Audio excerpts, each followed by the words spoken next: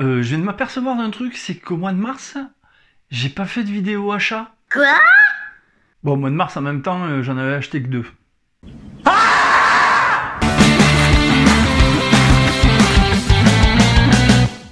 Bonjour et bienvenue dans les comics de Fred, je suis ravi de vous retrouver pour cette nouvelle vidéo. Une vidéo achat, évidemment.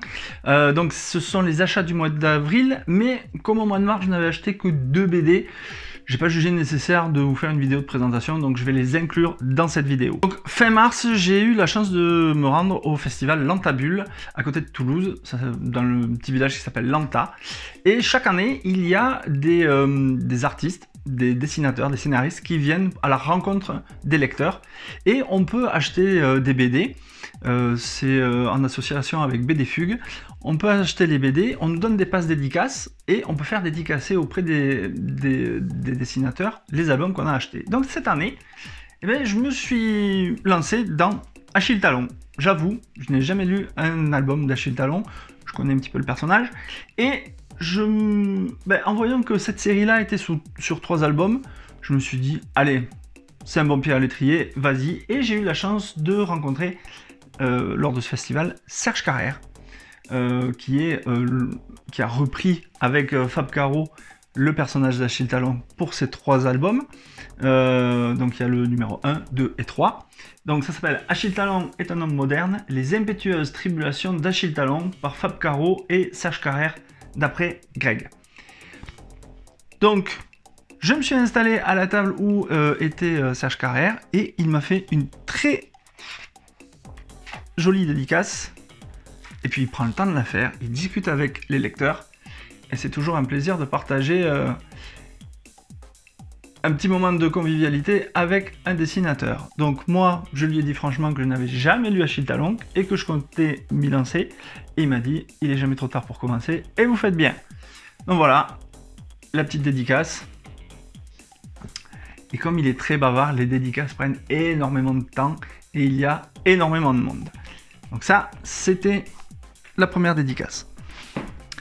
Ensuite, j'ai rencontré pour la 2e fois, et je suis assez fier, j'ai pu rencontrer pour la 2e fois donc Christophe Beck pour le 2e tome, la seconde partie de Angel, le sanctuaire des hérétiques. Alors j'avais acheté le premier tome lors du TGS il y a 1 an ou 2 ans, et il me l'avait gentiment signé, et cette fois-ci, pour le tome 2, il m'a fait une superbe dédicace. Il a pris le temps de discuter avec moi, et voilà ce que j'ai obtenu. C'est ce mec a un talent dingue, tant au niveau scénaristique qu'au niveau du dessin. C'est juste magnifique ce qu'il est arrivé à faire en quelques minutes. Alors, initialement, je devais interviewer Christophe Beck pour la chaîne, mais malheureusement, il y avait énormément de monde qui voulait des signatures de lui ou des dédicaces, et l'interview n'a pas pu se faire. Donc pendant la dédicace, j'ai pu un peu discuter avec lui en off, et je lui ai posé des questions par rapport à Bob Moran. Il me demandait si j'avais aimé. Moi j'ai dit que j'avais énormément aimé ce reboot, ça m'avait énormément plu, et je lui ai demandé quand est-ce que sortait le volume 2, il m'a dit que ça avait pris un petit peu de retard à cause du dessinateur, et que le tome 3 était déjà écrit, donc ils allaient sortir d'ici la fin de l'année, peut-être. Voilà, en tout cas, moi j'attends de pied ferme les prochains tomes de Bob Moran, parce que le reboot qu'il a fait est tout juste magnifique. Voilà, donc ça, Angel, le sanctuaire des hérétiques, tome 1 et tome 2, je pense que je vous ferai une petite vidéo là-dessus. Allez, c'est parti, maintenant on attaque les achats du mois d'avril. Bon, alors évidemment, en allant dans ma librairie favorite à Toulouse, le Comptoir du Rêve Comics, je me suis procuré le nouveau tome de Judge Dredd qui s'appelle Control chez Delirium. Ça coûte 20 balles. Donc voilà, je l'ai feuilleté, les dessins sont tip top, j'ai adoré le style de Chris Weston, c'est une pure merveille, et franchement, il me tarde de le commencer et de vous faire une petite vidéo là-dessus. Parce que Judge Dredd, on a beau dire, c'est un héros à part. Et l'univers qu'il y a pour Judge Dredd, c'est un univers qui me plaît de plus en plus. Donc voilà, il y a eu ça. Ensuite, toujours au rayon comics, bon ben, j'ai pas pris de l'indépendance cette fois-ci. Hein. J'ai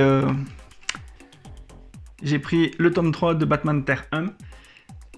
Voilà, je l'attendais énormément cet album et je dois dire que je suis assez content de l'avoir entre les mains. Je ne l'ai pas encore lu, parce que là je suis en plein dans la lecture de Foxboy, de Laurent Lefebvre.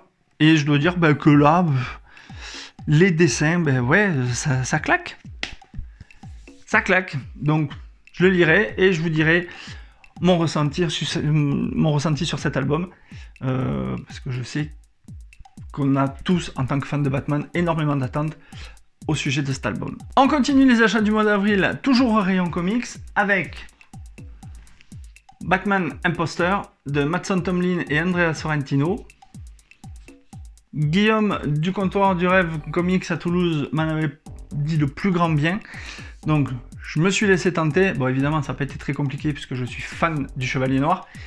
Et je pense que je vais prendre le temps de le lire, de l'apprécier, de le digérer et de vous en faire une vidéo prochainement. Donc voilà, il y a eu celui-là. Ensuite, j'ai quitté un peu le rayon comics et j'ai été vers mes premiers amours, la BD franco-belge. La BD franco-belge, et j'ai acheté L'Enfer pour Hob de Philippe Pélez et Tibur Sauger. C'est édité chez Édition Soleil. C'est Philippe Pélez, moi je l'ai connu en lisant Maudit sois-tu. Dans mon village on mangeait des chats, j'ai déjà fait une vidéo il y a quelques semaines là-dessus. Et c'est en lisant le synopsis de cette histoire que je me suis dit, ça, il faut que tu le lises, et il faut que tu en fasses profiter tes abonnés. Donc, je vous lis le pitch, et vous allez voir que pour les fans d'histoire et les fans d'enquête, ça risque de vous plaire. Paris 1903. Des notables sont éliminés les uns après les autres par un étrange inconnu masqué qui n'oublie jamais de laisser un louis d'or sur chacune de ses victimes. Œuvrant de concert avec les redoutables Apaches, il sème la terreur dans Paris sur fond de communes, d'idéal révolutionnaires et de désenchantement face au modernisme. Donc voilà, c'est les dessins. Alors je ne connaissais pas du tout Tiburce Auger. C'est à la fois noir et blanc, c'est du crayonné, c'est très très beau. Donc voilà, ça, je vous montre un petit exemple déjà. Et je pense que ouais, il me tarde de le commencer pour vous en faire une vidéo, vous en parler, parce que Philippe Pélez, c'est un excellent conteur. Je dis pas ça parce qu'il m'a offert dans mon village à manger des chats et qu'il me l'a dédicacé, mais je trouve que au niveau des scénarios, cet auteur-là est vraiment tip top. Donc moi, je vois du Philippe Pélez. Qu'est-ce que vous voulez? Je suis bête, j'achète. Pour les deux derniers comics qui restent à voir, ceux que j'ai pris au comptoir du rêve à Toulouse, j'ai pas cédé à un effet de mode. J'ai cédé parce que c'était vraiment un véritable coup de cœur et que je les voyais depuis très très longtemps sur les rayonnages. Et je me suis dit, il te les faut parce que si c'est pas toi qui les as, c'est quelqu'un qui les aura. Et ça va m'énerver. Donc voilà, j'ai craqué et j'ai acheté Star Wars en grand format, édité chez Panini Comics, avec ces super formats où la jaquette est un poster immense. Donc j'ai le numéro 1, Star Wars Un Nouvel Espoir, enfin La Guerre des Étoiles Un Nouvel Espoir. Je vais vous montrer les dessins. Bon, alors les dessins ça fait très comics, mais je trouve que c'est pas dégueulasse non plus. Donc voilà, il y a ça. Avec cet album là, j'ai acheté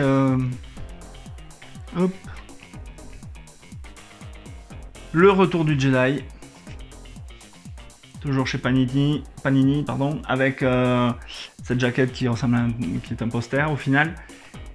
Mais par contre, je suis des plus frustrés parce que le tome 2, l'Empire contre-attaque, Guillaume il l'avait pas. Il l'avait pas et il m'a laissé sous-entendre que ça allait être très compliqué pour me le procurer. Je me dis que bon, si un des abonnés de la chaîne qui veut s'en débarrasser à un prix raisonnable, moi je suis prêt à lui acheter. Donc si vous connaissez quelqu'un qui l'a et qui veut s'en débarrasser, dites-moi le dans les commentaires et je l'achèterai évidemment.